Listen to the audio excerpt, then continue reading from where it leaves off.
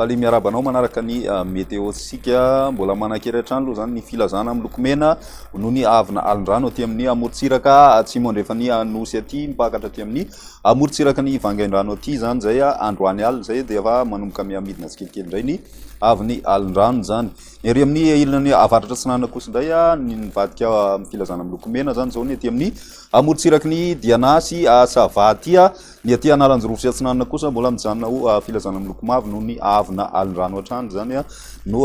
resantsika eto vokatray dia angavina ny mpampiasa ranomasina hitandrina anaraka ny toromarika omeny manam-pehefany fotony isoroantsika ny loza satria dia mahatratra any amin'ny 4 metatra zany ny avin'ny alin-drano raha ny aty amin'ny ilany avaratra Atsinanana aty zany. Ny eto Madagasikara kosa indray raha ny toetrandro ny sarintsika tamin'ny zanabolana dia nampiseho fa mahazo vahana indray zany zao ny alizay atao anatin'ny 3 andro. Ny any amin'ny alahady ihany kosa ny aty amin'ny ilany Atsinanana aty zany manomboka miverina maimaina amin'izay torak'izay ihany koa ny atany Madagasikara. Toy izao ary ny toetrandrontsika ho an'ny rapitso vao maraina dia isy ny orana raha ny aty amin'ny amorontsiraka Atsinanany Nosy aty mandraona mety raha nerika loatra mangory sy ilany Atsinanany Analamanga, mandraona kosa ny andro ny ilany Atsinanany Otomatsiahatra Iorombe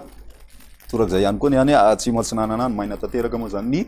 faritra sisa. Ny apitso tolakandro dia saika mbola mitovitovy amin'izay maraina zay ihany ny rotsakorana raha ny aty amin'ny ilany Atsinanany Nosy mandraona ihany koa ny ilany Atsinanany Atany maina tanteraka zany raha ny aty amin'ny ilany andrefany Nosy aty ny maripanatsika ho an'ny rapitso dia misy vidinana be ny maripana raha ny ambony indrindra ho any aty amin'ny ampovoantany. Ny asabotsy ny tena atsapana zay zany fa ny apitso mbola eo amin'ny 9 ka hatramin'ny 12 izay maripana zay mety tafindra hatrany amin'ny 7 zay ny andro ny asabotsy ho any aty amin'ny ampovoantany. Ny ilany avaratra andrefana trano misy mafana Majunga 4 degré Celsius. Izay ny toetrandrontsika ho an'ny andro rapitso manasanao hatrany anarak'izany veloma.